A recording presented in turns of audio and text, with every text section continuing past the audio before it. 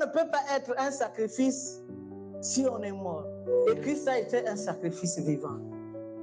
Il dit, nous pouvons venir, nous pouvons être là. C'est seulement quand nous devenons des sacrifices vivants que notre culte devient raisonnable ou agréable à Dieu.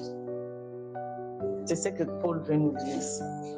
Offrir son corps comme un sacrifice vivant veut dire sacrifier ce qui est important dans ta vie pour l'avancement du royaume de Dieu. C'est ça. Et vous pouvez lire que dans les 7, le premier c'était l'Holocauste. Pourquoi?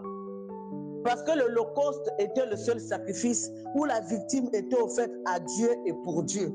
Il était consommé 100% par Dieu.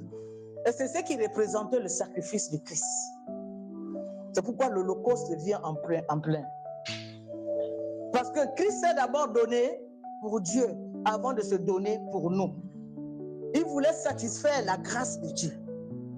C'est pourquoi il a accepté le châtiment de notre péché. Et il était un agneau sans défaut. Parce que la Bible dit que tous ont péché et sont privés de la gloire de Dieu. Et pendant ce temps, Christ n'était pas mort. Donc nous étions tous des agneaux avec des défauts, étaient coupés en morceaux. En morceaux, l'Holocauste. Si j'ai lu ça, coupé en morceaux. Vous savez, dans l'Ancien Testament, on prenait les animaux. Il fallait que quand on l'égorge, il crie. C'est la vie. C'était découpé. Il faut que tu sentes le mal. Le sang de Jésus a coulé à la croix, on l'a percé la côte.